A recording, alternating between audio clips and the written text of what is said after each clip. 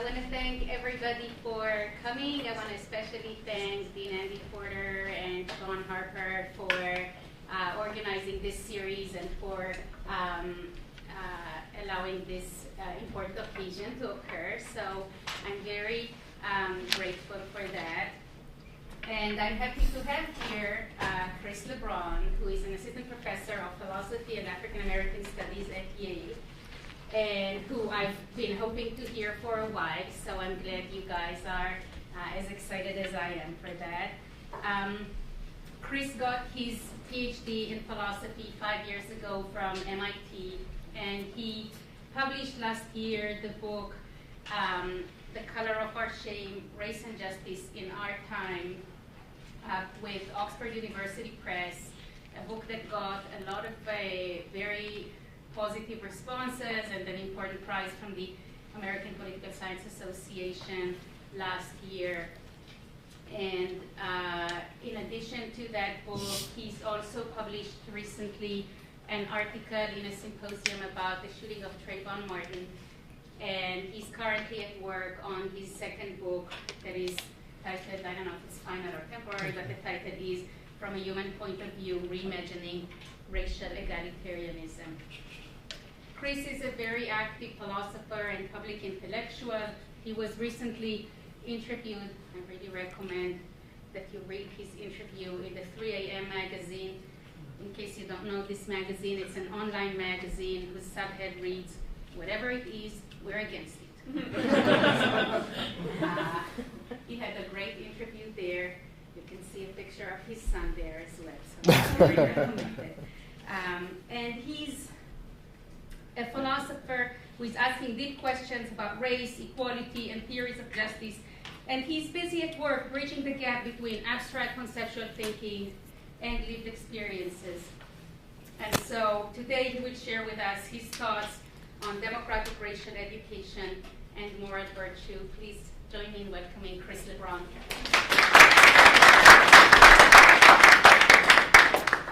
Thank you all for having me. Thank you, Dean Porter, for making it possible for me to be here, and I appreciate taking time out of your morning to be with me. I have to offer a preemptive apology of sorts. I began putting the lecture together after the shooting of Michael Brown, but before the grand jury non-indictment, and when the indictment did not go through, I pretty much tossed out everything I put together. It took me a couple days to recover, to be quite frank with you. And so the lecture has been put together very recently, including on an Amtrak train yesterday. So I'll apologize if it seems not as systematic as what you might be used to, but hopefully whatever is unclear in the course of the conversation, or course of my presentation, we can get clear on in our Q&A. And please, if in the back you have trouble hearing me, please just signal. I won't think you're rude. I'll think you're one of my adoring fans. No, I'm kidding.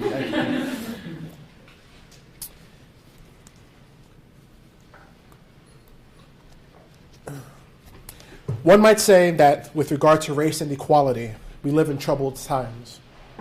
Many things might be on this person's mind. Maybe she is troubled by the disparity in job prospects between black and white Americans.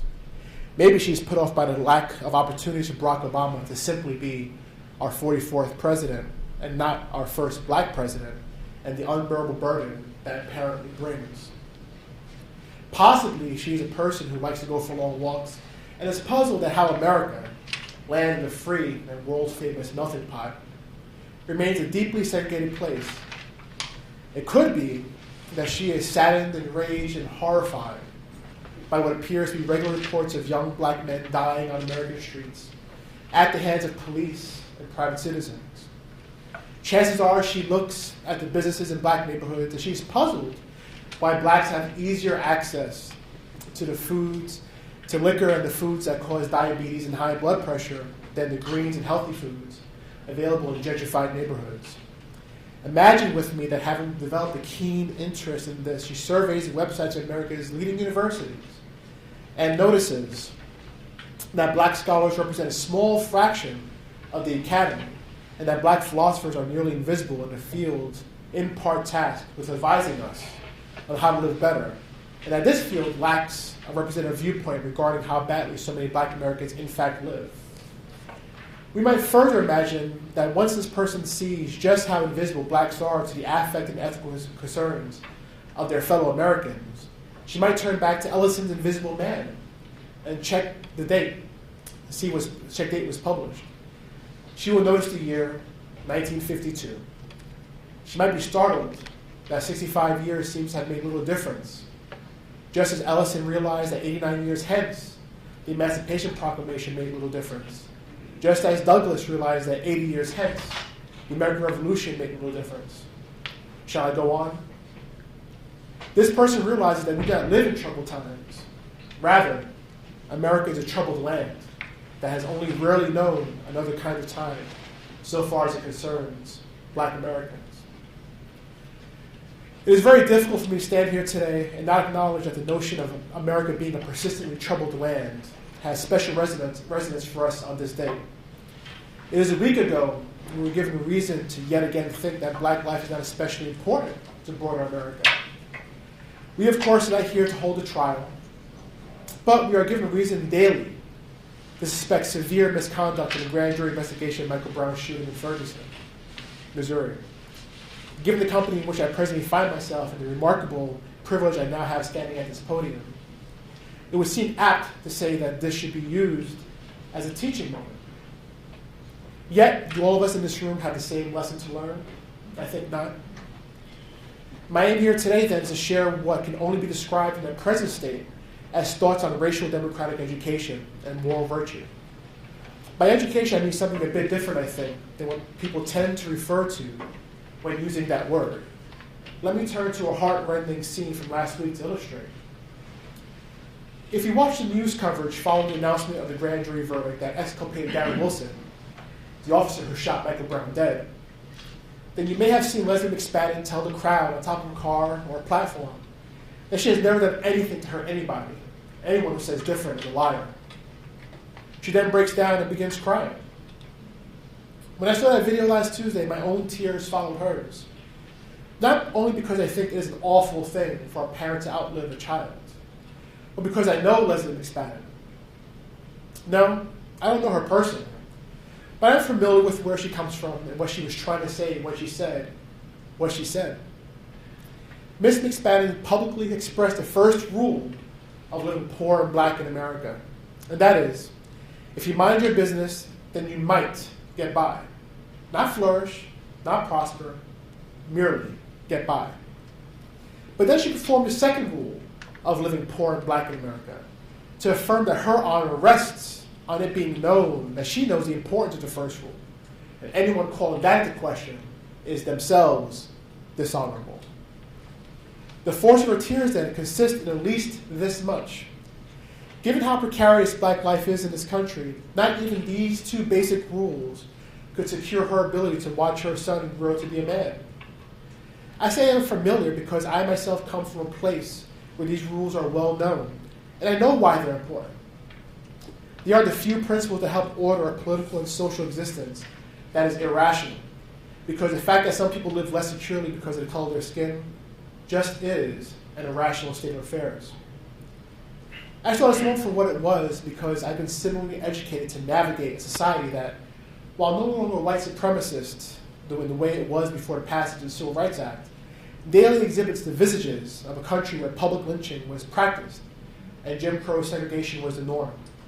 In this world, I am educated that my worth is always conditional on my good behavior, and being not merely good at what I do, but being twice as good, at least, as the person next to me doing the same thing. And even then, as I was reminded by the actions of a woman on an Amtrak train on my way to present a talk at another prestigious university a few weeks ago, while dressed as I am today, my presence even then is not always welcome. This has been my racial education, that I am not an American or a brown American, but that I am a conditional citizen of this country. If I speak properly, then I will be considered intelligent. If I walk down the street dressed this way rather than another, then maybe I am not suspicious. If when upset I don't frown or breathe too deeply, and I'm sure to make my hand movements demure, rather than emphatic, then I can be taken seriously, since otherwise my anger is an expression of bestial rage rather than irrational despair. I could go on. The point is that all these propositions are conditional, and even when we satisfy our role, America rarely satisfies the obligations it promises us on these decidedly absurd conditions. When I speak of racial democratic education, I mean something deeply humanistic. When we are presented with facts, numbers, and dates, we tend to think we have acquired knowledge. But more essentially, we consider ourselves to be educated when knowledge opens a window, letting in a new way of seeing the world. This is the moment when knowledge becomes erudition. I think a significant problem with regard to race in America today is that we have focused a great deal on, admittedly, a narrow range of knowledge regarding America's racial history. These are basic pedagogical tropes.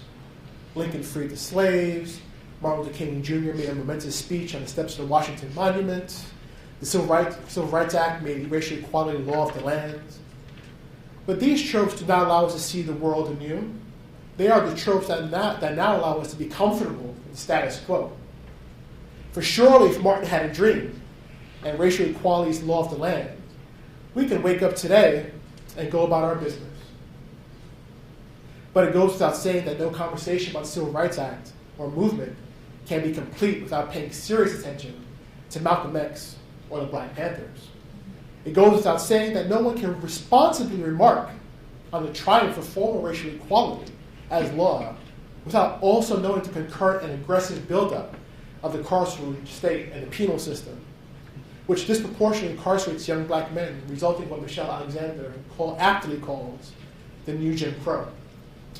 It would certainly help the cause of racial equality if more knowledge were brought before the minds of students and Americans more generally. But I want to explore a different avenue. This avenue is not mutually exclusive to the knowledge-based approach I just mentioned. The kind of thing I've been thinking about lately has to do with something very essential. More than know what has happened in American history to blacks as a category of people, and here I note and bracket the problematic idea of a racial category. I think we need a better understanding of what it's like to be, what it's like to exist as a black person in America. In what follows, I can only offer a philosophical account of the conceptual framework I have in mind. My expertise is far from devising educational policy in its particulars. It is my hope that some of what I say resonates here today with those of you who are surely positioned better than I am to think in terms of policy.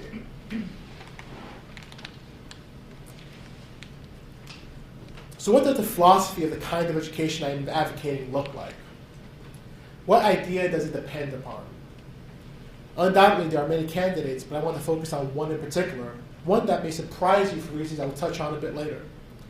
I am talking about imagination. When I refer to imagination, I mean to refer to that faculty of the mind that is able to bring before itself things of which it does not have immediate or direct experiential or perceptual access. Are you sitting there right now thinking about lunch and how satisfying a Philly cheesesteak might be? You are using your imagination.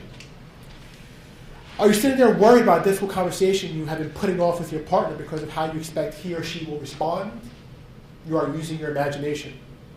Did you at some point this past weekend think how your holiday would have looked if it was your son or daughter or niece or nephew that had recently been taken away from you forever?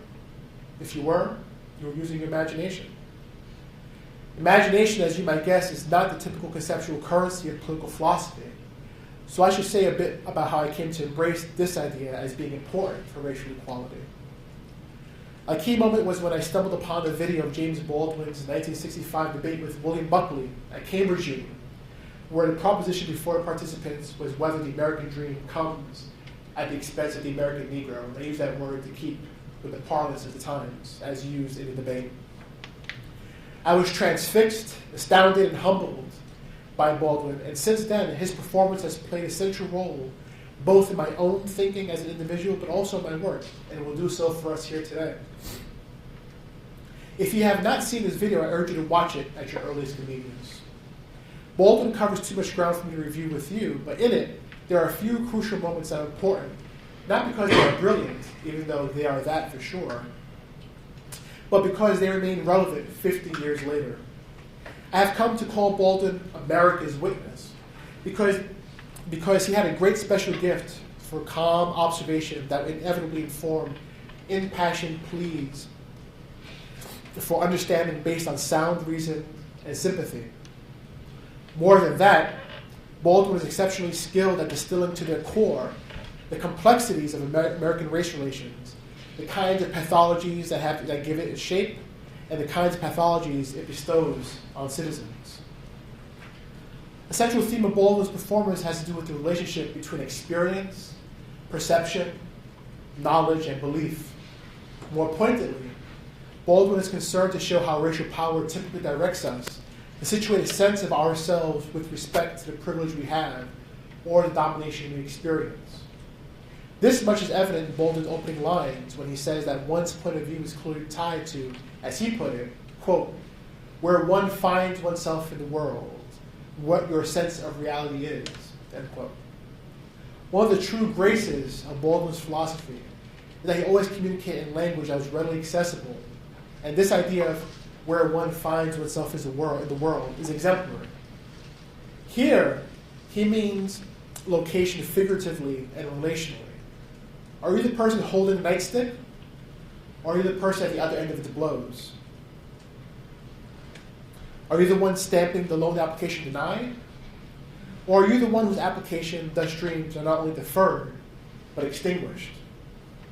For Baldwin, your location in this equation structures not only your prudential interests, but also your perceptual capacities. This leads him to say that, quote, the Mississippi sheriff really thinks that this little boy or girl must be insane to challenge the system to which he owes his entire identity, end quote.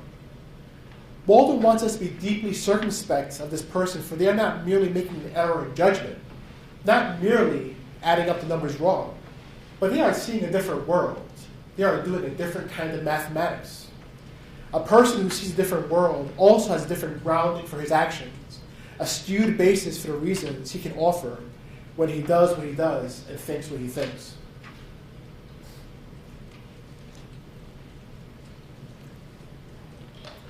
I've just been intentionally vague about the right way to see the world. What do I mean to say when I say that the Mississippi sheriff sees a different world? Different from whose? The little boy or girl that is the object of the sheriff's domination is also in possession of a subjectivity. That little boy or girl is at that and other moments learning lessons about how the world works, what constitutes justice, the limits of compassion, and the price to be paid when compassion is exhausted or not forthcoming in the first instance. But here's the problem. The circumstances of racial privilege that structure, that sanction, that permit and encourage that sheriff to dominate that boy or girl are also the circumstances that lead him to the quite perverse conclusion that the child's reasoning is faulty, that the child is somehow mistaken. He cannot see that everything he does to affirm his identity at once works to destabilize that child's sense of security and the rational world. The sheriff's math is such that where 1 and 1 normally equals 2, for him 1 and 1 equals infinity. There is no limit to how low that child can be pushed in the American scheme. This surely cannot be the right way to see the world. Some think that the path to justice begins with the realization that you cannot treat people this way. But that is not right. What is wrong in the minds of people like the sheriff is something a bit different. The path to social justice does not begin with the realization that you cannot treat people this way. It begins more essentially and urgently with the realization that blacks are in fact people too. And that is why we cannot treat people this way. This invocation of humanity is crucial for us. It may seem that the sheriff described above is beyond redemption, beyond the reach of reason, but Baldwin beautifully rescues us from that avenue of despair, for he says the following. What happens to the woman when a hot brand is put to her breast is horrible, but in some way what happens to the person who does it is much, much worse, much, much worse. Baldwin is keen to remind us, as he puts it, that no person is a complete monster. I'm sure Sheriff Clark from Alabama loves his wife, end quote. In offering this statement, Baldwin wants to keep us attuned to something so basic, that it is a shame we don't make more of it when tragedy strikes. Anyone who can love one person can love many people, at least a little bit. If I were to take a guess based on my readings of Baldwin, his conception of racial redemption importantly depends upon compassion. The idea that we respect other lives not because morality demands it, but because our humanity is destroyed without it. This is why the person who puts a brand to a woman's breast is in some ways making himself even more of a victim than the woman herself. But what has any of this to do with imagination and racial democratic education? This turn to Baldwin began, you will recall, with his positing that a good deal of what one thinks has to do with where one finds oneself in the world. I then said that racial power often works to direct one's beliefs, etc., according to one's social position, and this can happen so distinctly that the sheriff and the child he dominates may occupy the same space, but effectively describe distinct worlds.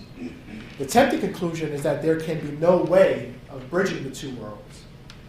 But the moment Baldwin points out that Sheriff Clark of Alabama loves his wife, he directs us to Clark's own humanity, and while this comes bundled with a great deal of baggage that make people like Clark cruel and twisted, it also comes with resources that can expedite redemption. One of these is imagination. Now, you may ask yourself, why am I imputing to Baldwin an idea he never explicitly invokes? My reason revolves around something that Baldwin says that is on the face of it utterly bizarre. I quote at length. I am stating very seriously, and this is not an overstatement, that I picked the cotton, and I carried to market, and I built the railroads under someone else's whip for nothing. For nothing. The Southern oligarchy, which has some power in Washington, and therefore some power in the world, was created by my labor and my sweat, and the violation of my women, and the murder of my children. This, in the land of the free and the home of the brave, and no one can challenge that statement. It is a matter of historical record. End quote. Though Baldwin assures us that what he says is not an overstatement, in at least one essential sense, it very much is. Baldwin never did any of these things.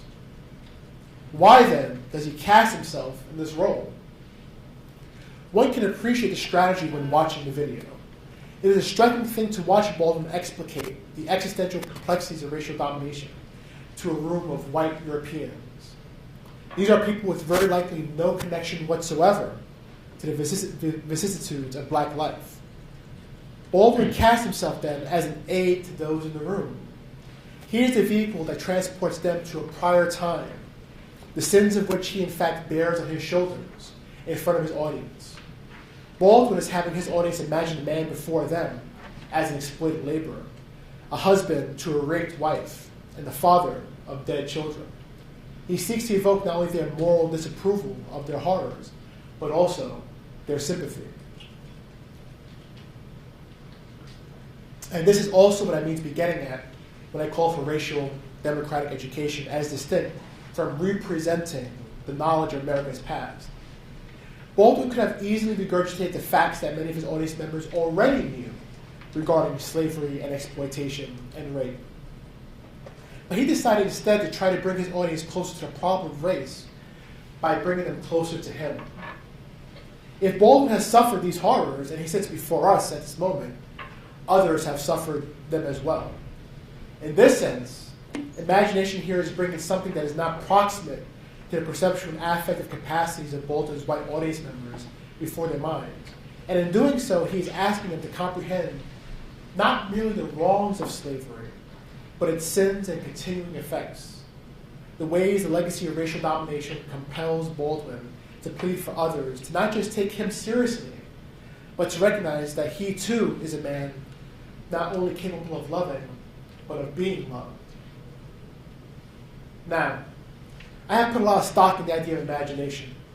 I'm aware of the way I portray the idea makes it seem that if white Americans could only imagine what it's like to be black, then racial equality would happen. Just like that. I don't want to be misunderstood. I want to make clear that I emphasize imagination as something that would support the project of racial equality in very important ways by, for example, supporting the moral motivation to give goods to blacks that are typically withheld. Nonetheless, at least two fairly potent objections to be leveled against my argument. The first says the following. The fact that many white Americans often believe the wrong thing about blacks, have already brought things of which they have had little direct experience before their minds, shows just how wrong imagination can go. Thus, we should forego that idea altogether. To this, I say the objector is making a severe mistake. It is certainly true that many white Americans have irrational beliefs and fears about blacks based on things they have had little knowledge or experience. But I also want to say quite strongly that the erroneous holding of racial beliefs is not imagination gone wrong. Rather, it is a result of having no imagination whatsoever. The very dangerous thing about ideology is that one accepts without much reflection, heuristic interpretive shortcuts to make systematic sense of the world. And quite frequently, these shortcuts are generated by power holders and accepted by those who benefit from acquiescence. Imagination is not conservative. It is progressive, leading to possibly revolutionary ideas. If anything, imagination holds the possibility of freeing Americans from an ideology that many of them do not in fact reflectively affirm in any case. So in addition to being revolutionary, imagination holds the potential to be emancipatory, both suppressed and misdirected human affect, and a rationality that is compromised by ideological power. There is a second objection to which I must attend. This second objection questions not whether imagination could be emancipatory or revolutionary, but whether white Americans are in fact capable and or willing to use their imaginations on behalf of racial justice and equality. This person, understandably cynical, thinks that the effort required for little material incentive in return is beyond the motivational capacities of white Americans. I really have no way to dispute this claim. It ultimately is an empirical one, but I will say this. It is a sure thing that no major social change has ever taken place after it was certain that the empirical prerequisites were within reach. That said, I may be able to offer some palliative remarks to our cynic with whom I sympathize. At this point, I could remark upon the white Americans I know, and that other brown Americans know, who, beyond being mere card-carrying and politically correct liberals, actually seem to get it. And these folks are inspiration because they seem to get it without ever having lived a day in the life of a brown person.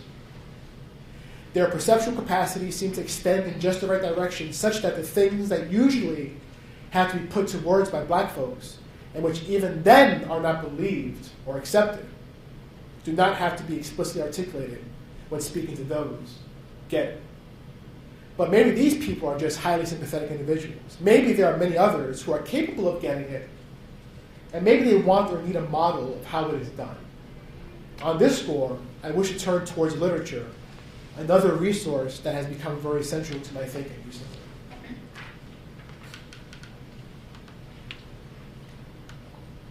There is no doubt that the tradition of black literature would be crucial here.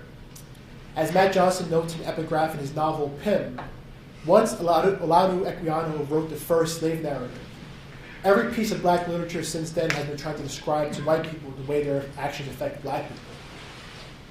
But maybe in another move that will surprise you, I actually want to draw your attention to Philip Roth's The Human Stain, a novel by a white author. If you are not familiar, here's a brief synopsis.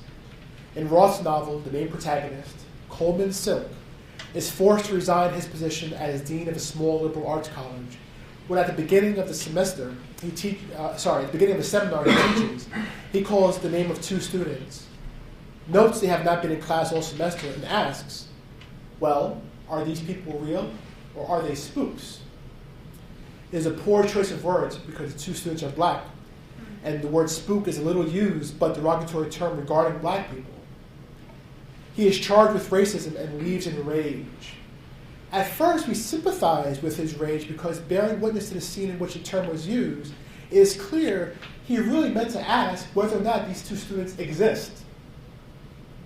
But then Roth does the unexpected, adds depth to Silk's rage when it is revealed that Silk is a black man.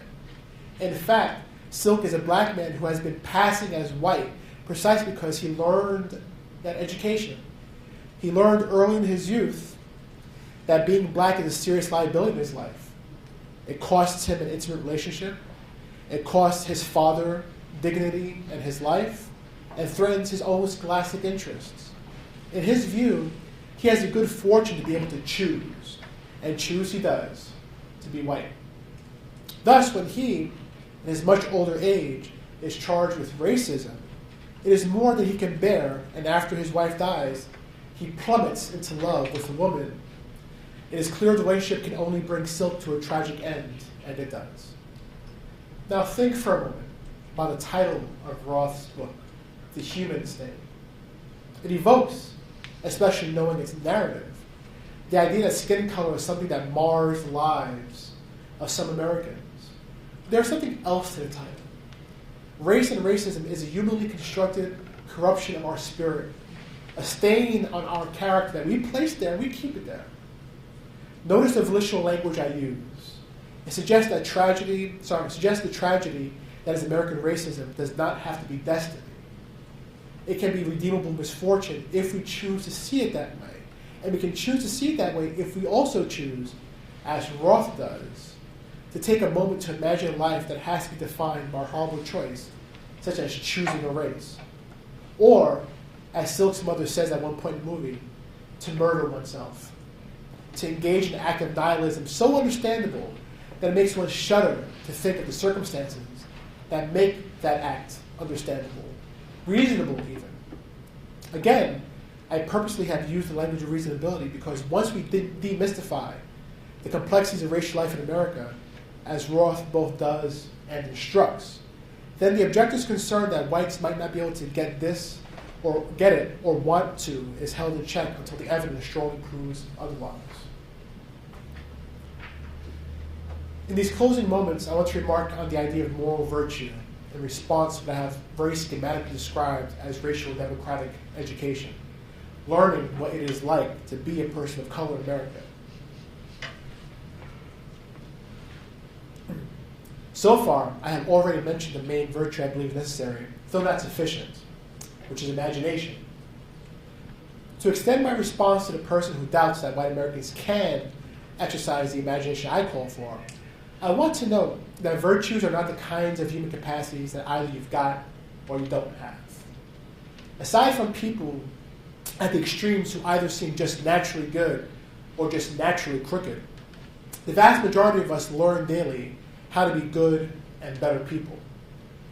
That makes virtue as much a skill as an endowment.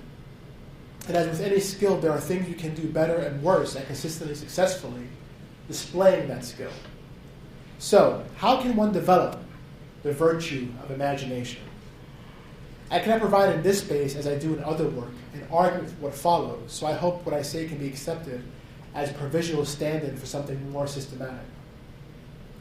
On my view, while imagination is very importantly a feature of what each of us does in our mind, it is also importantly dialectical. Our imagination always draws upon what is in fact before us to successfully bring before our minds that of which we have little direct experience. In that vein, I want to say that when Black Americans offer a claim regarding inequality to you, they are offering you a narrative. It is only analytic liberal theory that separates persons' speech acts into, on the one side, rational claims and everyday utterances on the other side. We don't have to go in for that. We can accept that when a mother says that she has never done anything to anybody, and that anybody who says different is a liar, she is narrating the difficulty of settling the baseline of living decently and the things such a baseline depends upon. More than exclaiming the loss of her son, she's conveying the instability of her security as well as those around her. Being offered a narrative comes with a duty, and that is to be receptive.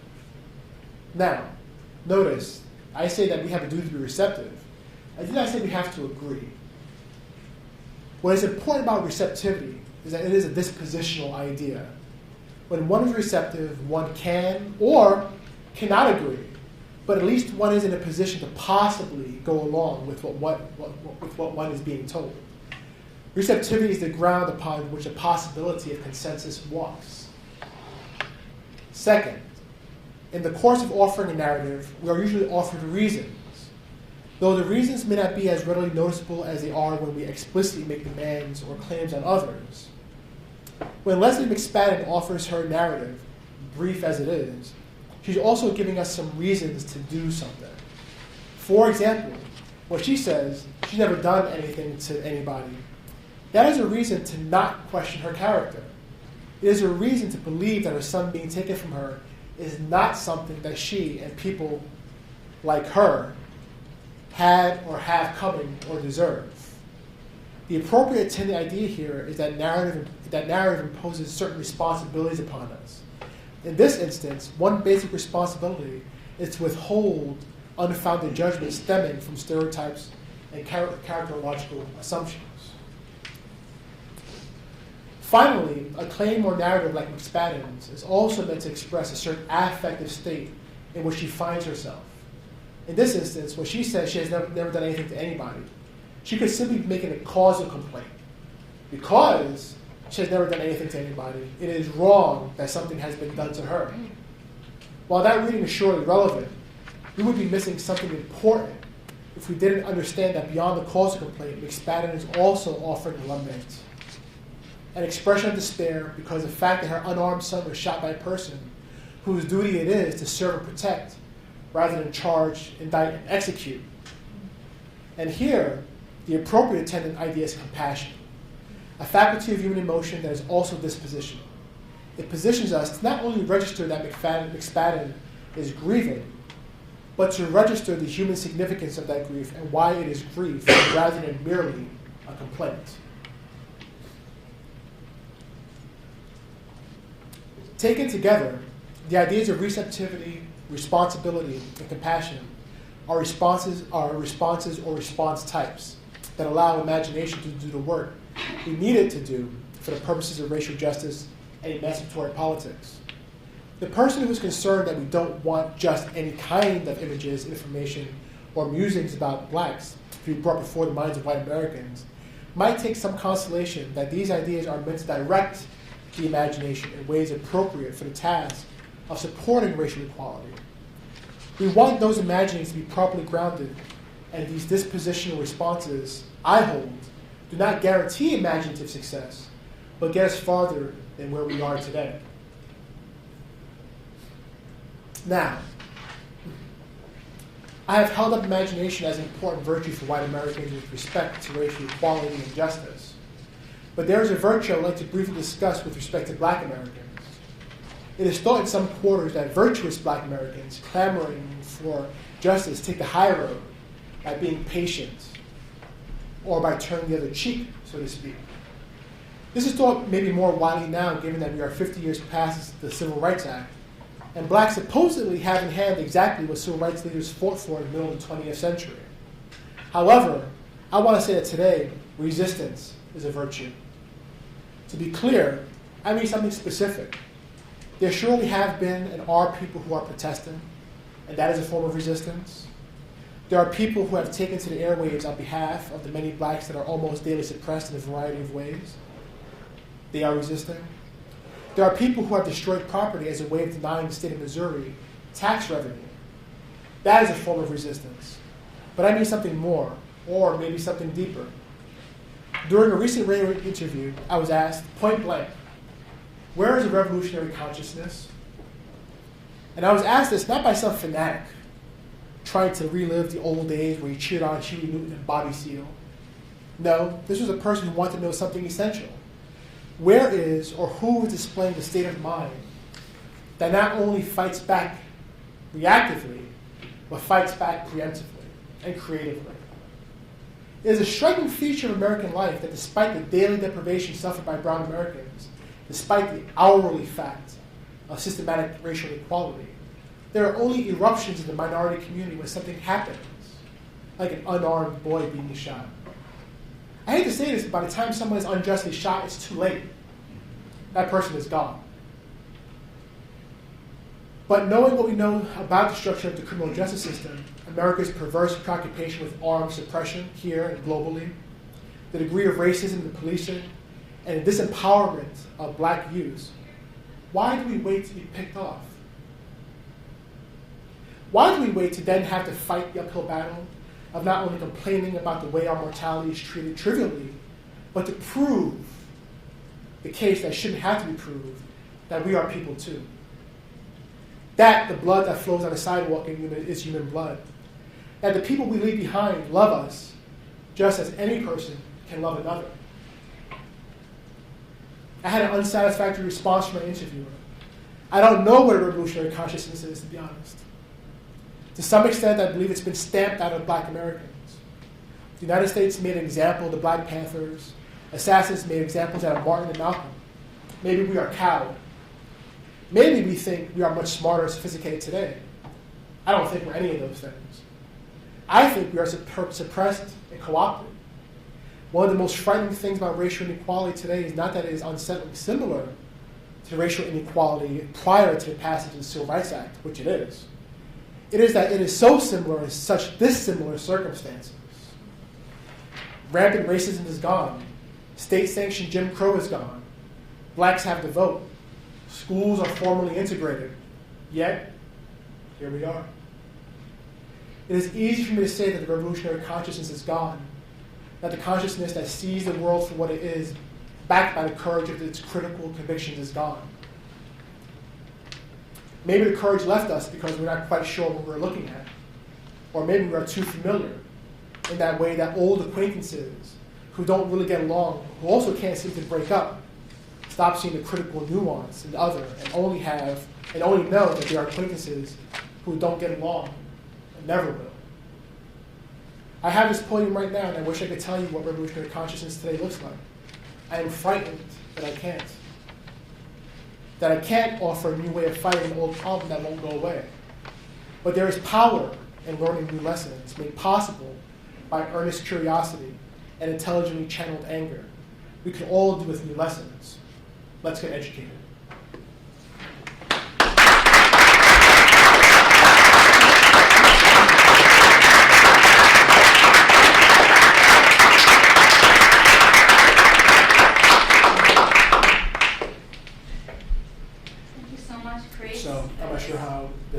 So we are just opening the floor for questions. I'm happy to call on people because I know most people in the room.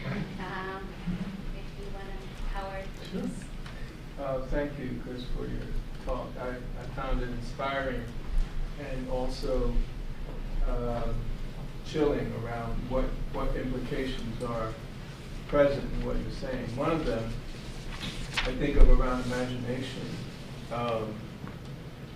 The idea that sometimes I'm concerned about how a lot of our thoughts around racial equity or equality centers in a sort of legal understanding of remedy and not a sort of emotional sense of healing. And that one of the challenges of that is that we imagine a world where things will change instead of maybe a world that won't change. And those different imaginations lead us down different avenues for a different kind of education, a different kind of child rearing, a different kind of resistance. So I've been very interested in saying to families about how would you raise your children? What if Trayvon came home, right, as a frame? Back to your point around, a sort of redeemable sort of place. But it assumes that things won't change, as opposed to, so you prepare your child for a world that is not equitable, as opposed to a one where people will get it, or whites will get it, or whiteness people will get it. So one question there around imagination is, where are the boundaries of that? And a second, I'll sort of stop there and see what you think. No, I appreciate that question. Thank you very much. I was just speaking with Dean Porter in his office. I've had this conversation with many people. So many people say America is a better place today than it was in the 1960s. And in certain ways that surely must be true. Boys couldn't get a proper university appointment or funding for when he wrote his book, Black Reconstruction America. Here I am, right? That's got to mean something, right? Mm-hmm. But there's something worse. And what's worse is the continuity that we have of various kinds of inequalities. but now nowhere to really point the finger, right? There's something really, as you say, chilling about the idea that, at least in the 1950s, we all knew the score. We knew where everyone stood. We knew who hated who. That makes it easy. But as cynical as I am, I'd be the first person to say that I know for a fact that the majority of white Americans are not racists in the way that, right, 1950s. Right. That doesn't mean that somewhere in their minds there aren't these ideas about that when they see me coming down the street or when I get on the Amtrak train. The woman, like, she's seen me clutched her belongings like that was, do I look broke to you? Right? So the question is, right, so this idea of our children, like the idea that it won't change. We have to navigate, right, pragmatically what the reality seems to be, but part of what also has to happen, this is always a problem with progress, is trying to run it, right, what practice is called, right, running ahead of the evidence, right? We have to, in some sense, take a leap of faith. The thing that really gets me, the thing that's really beginning to work on me, to be honest, is even faith, no matter what kind of faith, it be metaphysical being, it just be the outcome of tomorrow, always has to be grounded in some small part of fact, some small part of reality, right? And so when we speak about the idea of a person having an imagination to be able to imagine a better world, despite the fact that we're given reasons to think that that's going to be very difficult, we're asking to have faith based on something of a razor-thin reality, right? Yes, I'm up here, right? And yes, Obama is president, right? But that doesn't mean that there isn't a black man shot by police every 72 hours in this country, as stated in USA Today. How does that work, right? So I wish, I think, and I suspect this to be a lot of conversations we have today.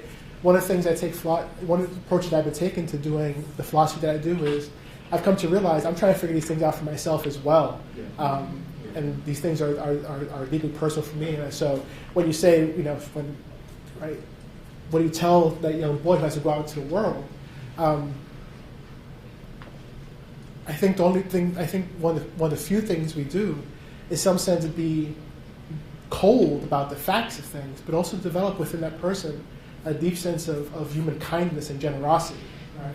I'll say one more thing. So yesterday I am teaching a class on Robert Nozick's Anarchy, State, and Utopia. Nozick is a libertarian, and in it, Nozick says, as a libertarian, that a person by herself develops a cure for cancer and wants to charge $30,000 for the cure. This is in the 70s, so $30,000 is a lot of money. Can charge that and owes no duties to anyone who needs that medicine. And so, of course, I disagree. And so a student, one thing I say is that the person who develops that cure depends on other innovations, like electricity, right, like centrifuges. And of course, so my very kind of rational male student said, well, it seems to me that the minute the person buys this equipment and pays for electricity, all bets are off. Right. And I said to the student, I said, well, that's a very social contract way of thinking. Contract over, resolved, meaning through. But I said, I would be disappointed to think, right, that in the language of moral theory, it seems to me that the ideas of anger, anguish, hope, despair, gratitude don't play a role. And I think the person who is able to say in every instance, we've transacted our business, now I'm through with you, they've sacrificed something importantly human about their capacity to see other people as playing some role. Not that we have to, right, I'm not going to talk about kumbaya love here, right? So just basic acknowledgement, right, that there are people around you who also have their own sense of hope, fears, and ambitions, and that we have some relation to that. Even if it's a very thin relation, at least being attentive to that. And the question is, I think the first thing to do is to instill a sense of attentiveness. So I'm afraid I haven't answered your question satisfactorily, but I really am trying to work out these things as I have these conversations, and I appreciate it. Yeah, absolutely. Thank you. I want to echo my gratitude for your talk. And my question has to do with kind of cultivating the imagination or even resistance or even a revolutionary consciousness within the curriculum in the kind of current policy climate. And I'm not a philosopher, so I apologize up front. But I studied elementary school context, and I was a teacher for 10 years. And I'm not speaking for all schools, but in the places where I've done my work, there's a high-stakes testing paradigm, and there was a curriculum. And a generous reading would be certainly their skills that kids need to know. We have to measure them, but at the same time, I feel like at times, this kind of homogenization of the curriculum and narrowing of it stymies the imagination, or maybe even renders it vacuous to some degree. And I just wonder about your thoughts. I feel like in my own experience, it takes a lot of work to cultivate the imagination within an educational context. Yeah. And just any thoughts you might have on So- the relationship between, even something like the premium we place on competition Sure, yeah, versus yeah. what you're talking about, compassion. Yeah. Right? Yeah. Any thoughts on? No. What's interesting there, I see a number of currents running both in how children are raised today as well as elementary school. So I may ramble for a bit, but I hope to kind of get to the point of your question. So you just said this idea of competition. One of the things that's interesting is this idea that when kids compete, like everybody brings home a trophy, right? I've never heard an idea so dangerous in my life. Because a kid who understands that some people lose doesn't understand that some people don't come home with things, ever, right? The child who goes to school and is taught, we teach science and math, right? These are things that rational beings need, and they're neutral. Doesn't understand that they're being subject to ideology. What that ideology says is that we're at a social moment. We're paying attention to the kind of vagaries of human life, right? We can speak about science and math and the things that literature teaches us about suffering, right? That's not a rational policy. That's an ideological policy. That's one that prioritizes, or at least speaks from the point of view of people who are in the world and doing okay, right? Or, by taking seriously, are concerned to not awaken the imagination of people who are not doing okay. It's very hard to think about your uncle being in jail when you're trying to figure out how trigonometry works, right? So I think a couple different things. There's always something that can be done very, very, very locally with the instructor, right? That has to do with how any of us are in the classroom. And I've never taught elementary school, so my experience is very, very different. But I do think there's always a disposition that instructors can display, right, towards students, towards how they relate ideas to things that matter to students in certain ways. That's a very, very local thing. The second thing I think is that I don't see the battle being won like nationwide, right, into public schools. I think there's an opportunity in charter schools for some of this stuff to be done. I mean, these schools that are hiring, we had a whole different conversation about the people that they're peeling away from the public schools. But for whatever, right, however you want to think about that, they're peeling away people who have had advanced training, not only education, but they've taken philosophy courses, they've been at these institutions. And I think there might, if there was some coordinated strategy to forget about maybe the public, as awful as it sounds, but say you start working at the charter schools that have more leeway in how curriculum is constructed. But then the other thing I think is that universities can do something. Look, my wife is also a professor at Yale. Yale's a wonderful institution. But one of the things that's incredibly heartbreaking about living in New Haven is you have Yale, one of the richest institution in the country, boxed in with incredible black poverty. I mean, literally, it's incredible. Yale does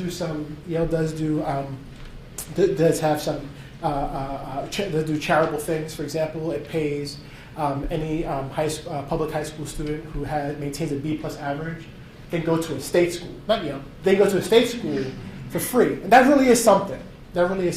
Right?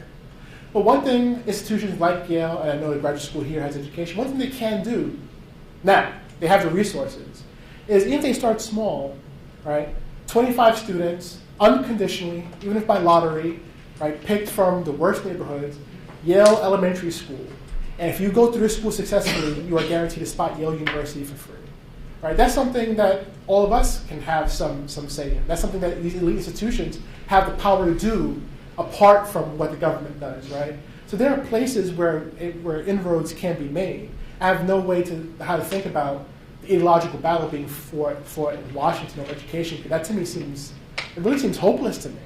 And I have no idea how that works. But there are some things that can be done. And I think there's a great responsibility of instructors to be able to, in some sense, play that role at the very immediate level. So. I'm sorry for inserting myself. Just to add one point to what you said as, a fellow philosopher who does these kinds of things.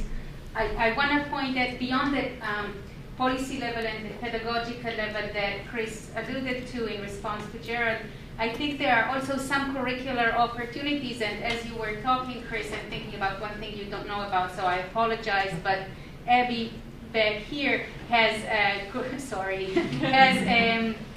developed a curriculum that teaches history through methods that can enable the development of the imagination of the sort that Chris was talking about, because it really allows for you thinking like a historian, right?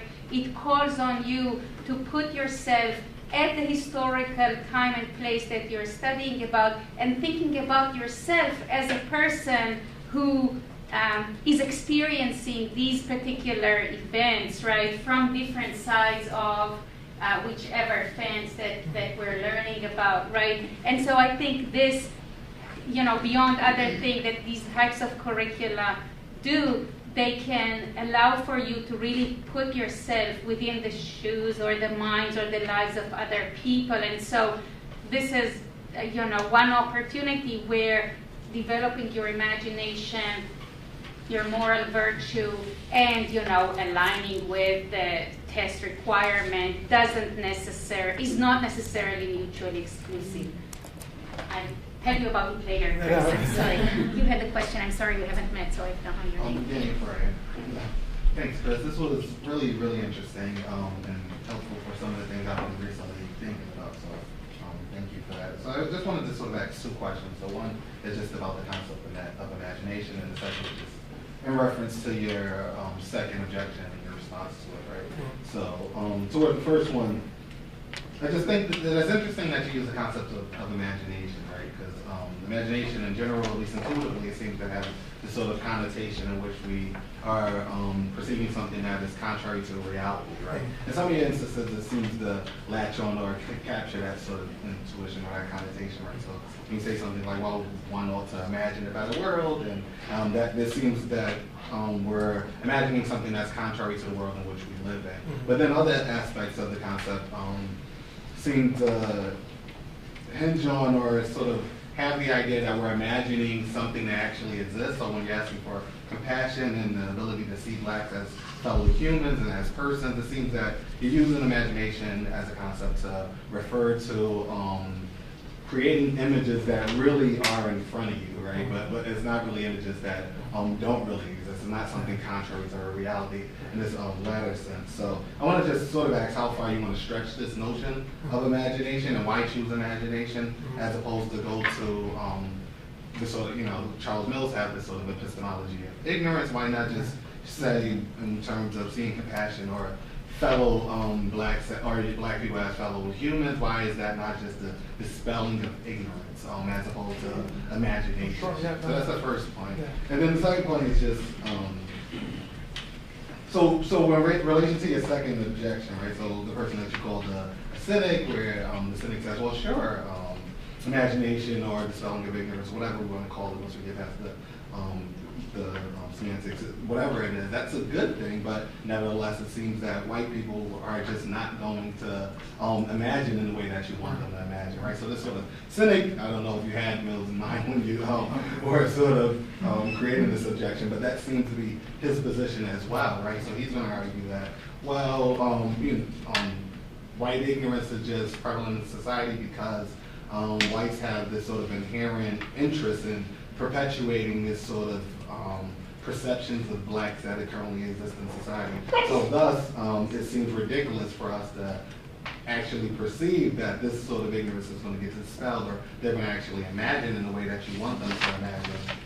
And you gave the narrative. You had what seems like a good response, and ultimately you said it was a standstill, and I didn't quite get the response, so maybe it's just confusion on the issue, but it seemed like you said something like, well, right now it just seems to be a standstill. Until evidence comes about to the contrary, then we really can't resolve the issue, but it seems like, well... Yeah, I meant that the verse actually, until we know that it can't happen, then we should not think that it couldn't happen. So I probably should be more clear, but I meant the evidence against the case, that we don't know for a fact that this could not work. Right. Yeah.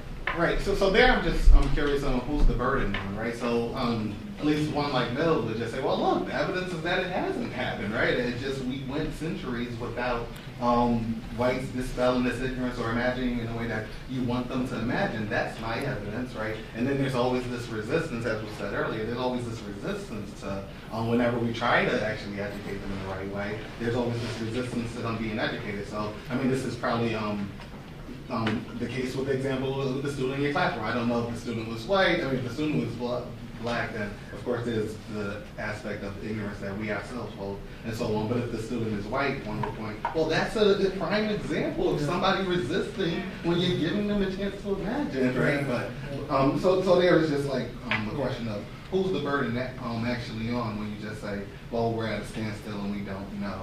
Yeah. So I didn't, and I don't want to use the word standstill because that already in some sense sets the right term. So Charles is an interesting, a very nice fellow. But Charles is an interesting case because so you go back to what I said in my talk. Part of what Charles' critical theory depends upon is the force of ideology. And this is partially the reason why I said, in my mind, a person who thinks ideologically, they're not using bad imagination, they're just not using any imagination whatsoever, right? And so that there's one important distinction is that Charles is right, there's a certain kind of ideological issue. But one of the things, and this is a separate conversation, the one of the problems I have, as much as I sympathize with critical theorists, and Charles's arguments, because a lot of what he says is true.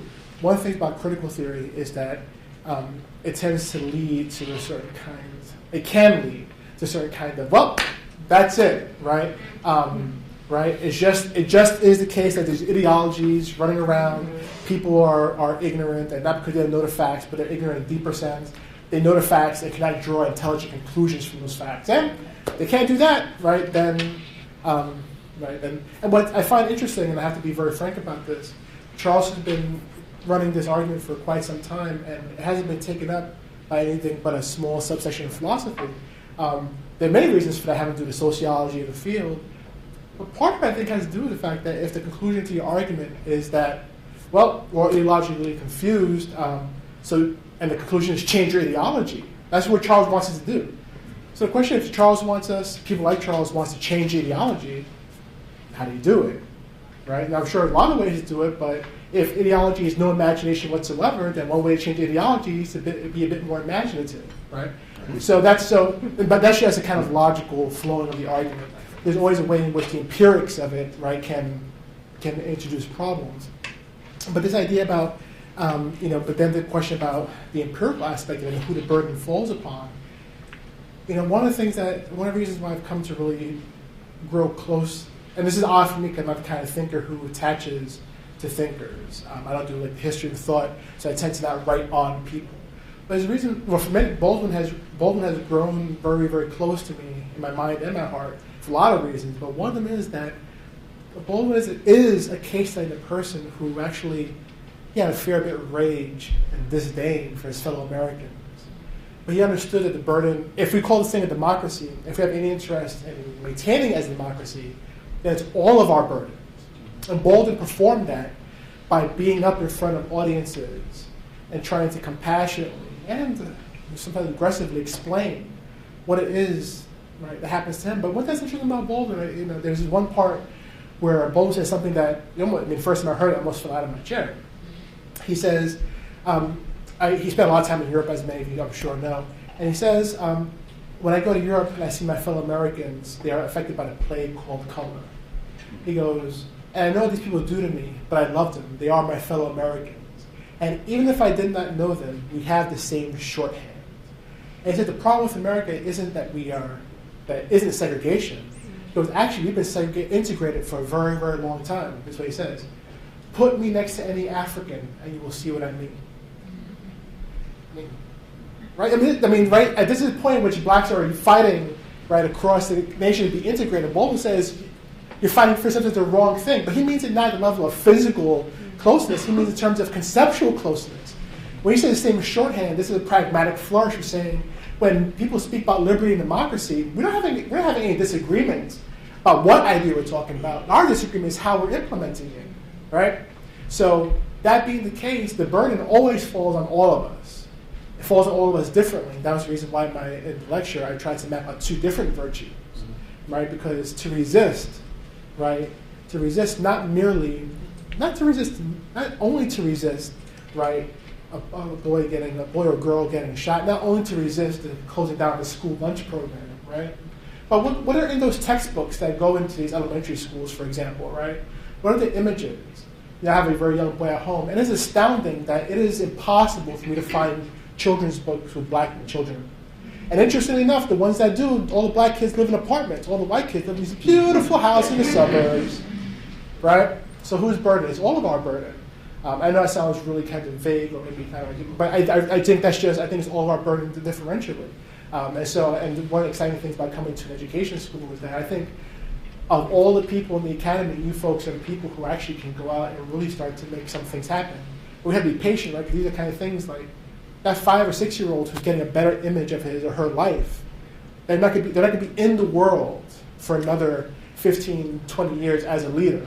But these are, right, we have to build that, right? And that's one of the exciting things about speaking in education school is that if we get some of these ideas right now, we can build that generation so that another 50 years from now, we're not saying, remember that guy Lebron was saying that 50 years from the Civil Rights Act, he was complaining, well, here we are, right? I don't want my son to give this lecture in 50 years. Right?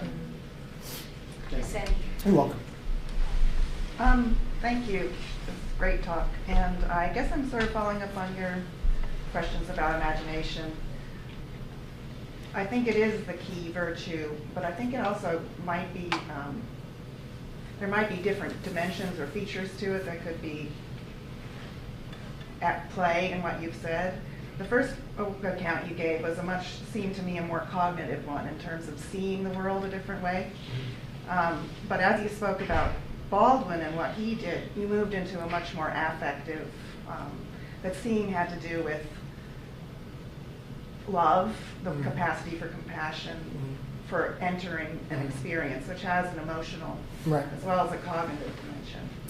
And so I think that's quite important, and it's part of why white America probably fails imaginatively, because it doesn't feel safe or comfortable or even worth bothering emotionally to go there.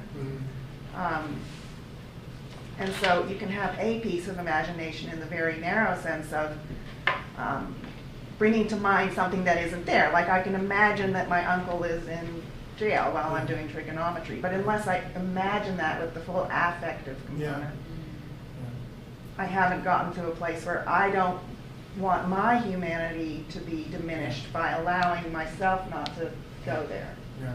So I'm just thinking that pushing harder on that might be useful. No, I think I appreciate that point because I hadn't caught that distinction myself. I think one reason why I may not have caught it, and this might just be a bit too, it might be just too clumsy of an analytical move, but or maybe it's too idealistic.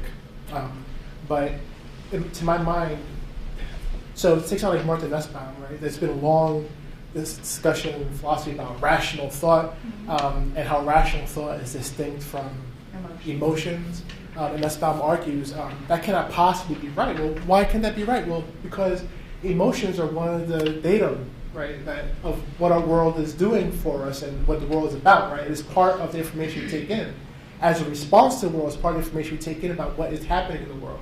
So I think maybe one reason why I elided the cognitive affecting is because maybe I too quickly think that to see the world differently, if one already has certain kind of affective capacities, seeing the world differently, if one is kind of a human with integrity, I mean integrity in a very formal sense, if one is, right, doesn't have certain kind of disjoint, right, if one's able to see the world differently and as a human with integrity, then those affective capacities also seem to me have to follow what comes from seeing the world differently. But maybe that's not right. I want to think about it some more. I think you're right. I just think, as someone who inhabits a philosophy department, Martha Nussbaum's kind of peripheral to a lot of people, unfortunately. Yeah, right, yeah. And that whole, I agree entirely with you about the necessity of seeing as having an affective component. Yeah. But you have to push hard on that, and I think philosophers... So what would that look like to you? I'm interested in hearing. So when you say you have to push hard on that, I think that the philosophy department I mean, it's regrettable that I don't think anyone else from the philosophy department is here. Yeah, one more. Yay. I'm new, so I haven't been yet, I think. No, so, but faculty members, are you faculty members? No, so this concerns me. Yeah, that is true. But I also think that, as you say, political philosophy and accounts of justice, which appeal to rationality, aren't talking about affect and emotion or imagination. But I think imagination, interestingly, I'm interested in imagination, so I want to puzzle through which is there a distinction between the cognitive and the affective bit. So one thing I think it's not getting the attention it deserves. I think while I was at UVA, we happened to have had a conference on democracy and affect. I think there's a growing core of theorists, political theorists and political philosophers, who I think are starting to pay a bit more attention. I think someone like John Pertevi wrote a book, Political Affect. Close colleague of mine, Melvin Rogers, published stuff on Du Bois and also on Billie Holiday and Strange Fruit, and the political work that song was meant to be doing. And it's a brilliant analysis because of how she used to stage the performance of it. It became a point where that was a song that all these white Americans would come see. And her and the poet who wrote the poem, they worked together very closely to stage that one song so that it can have a certain kind of impact. Right. So I should hear more from you about these resources. Yeah. So, but you're right. There's not like there are a bunch of them, and this kind of thing I'm trying to pay attention to in the book. And it might be a good time to say that these are thoughts that I've kind of compiled from various chapters.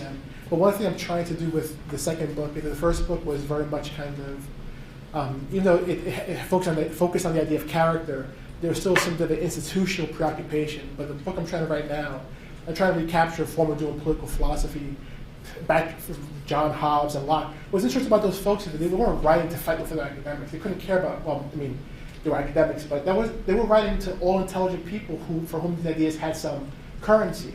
And so the book that I'm trying to write now, I'm trying to recapture that tone that I'm not concerned about institutional design. I want to really try to see what would it mean for me and you, the reader, to kind of sit together and think through this. And I'm trying to capture some of, not only the idea of affect, but I'm trying to imbue the work with, I hope that somebody cries reading the book. I hope that when they read what I write about Ann Petry's Street and the devastating end to which Moody Johnson comes, I hope they can't read the next page quite yet. I don't know if I'll be successful, but so I think there's a core of people. But you're absolutely right. There should be more attention to what affect plays in our moral judgments. And so, we put the work out and we give these talks and see what we can do. Right. So I just appreciate the idea that seeing is already affective, and that's the thing that I'd like to do. No, thank you. I appreciate it. Look forward to the book. No, thank you. I appreciate the question. Oh, just one more. Sure. And I think I'm just going to follow up on sort of it goes back to the question that Gerald raised. And I think that all of this comes back to the redefining education, which I think was the first thing you said, is that you're trying to offer a different, or expand the vision of education, and that's the reason why it's important to play up this cognitive affective piece, because in the current discourse about education, when we talk about what it means to be educated, we're not talking as much about the affective piece. And when we start letting other people into Yale or giving people access, that is a first step, but probably not sufficient, because that doesn't address the need to redefine education. I just wanted to, I appreciate everything's really helpful. And I think another important piece that you said about imagination is that it's necessarily progressive, right? And I think that means it's necessarily provisional. So at every stage you reach, you must be sort of thinking beyond that in order to be imaginative. And so I think that for me that ties to my own racial education. And not saying that I get anything, right, but any degree to which I get something is provisional, and for me has come about through explicit sharing by others to develop that understanding. Right? So I think it's a really important piece for you to play up and continue to develop the redefining imagination as a progressive act. No, I appreciate that. And I should say I might have been I might have been a bit sly because there are people who are able to imagine like, the past, right? And so they tie things to a certain kind of nostalgia for the past. They're able to imagine the golden era in American life, and in some sense, this is what maybe allows them to be more conservative. So, I nevertheless think that imagination tends to be progressive, not necessarily in a political sense, but I think once, just as I said, a person who can love one person can love many, at least a little bit. I think even a person who can imagine kind of golden era of the past has exercised a capacity to do something other than just merely be or just merely remember. And so I always think that, I tend to think that even the person who imagined the past, imagination is progressive there because it is the capacity itself to, in some sense, extend oneself beyond the self. And so, which is why I had that account toward the end of the lecture that I just gave, that there are certain other skills you can kind of bolster imagination with, to direct imagination the way that we want it to go for the purpose of actual progressive politics. So I appreciate the point. I think we need to stop here. So I'll make some concluding remarks here. Thank you, Sadal, for introducing us to Professor Lebron and bringing him to our attention. His talk was absolutely spectacular. Perfect, in fact. So thank you. Thank you. And thank you for being our guest. No, thank it was you. such a pleasure to have you share your thoughts and your work with our community. I certainly learned a lot, and like my colleague, Howard Stevenson, was quite inspired, and I could look around the room and see that others were inspired as well. Thank you for having me. It was wonderful to be able to share and being generous to my somewhat helter-skelter remarks. So thank you for your patience. So yours is the second in our series, in our Visiting Faculty Scholars of Color series this year. We create a poster for each of them to advertise them. Here's the one we created for you. Oh, thank you. So we framed it as a gift. Thank you very much. We will not have you take this back on Amtrak, but instead we will happily mail it to you. But just wanted to let you know.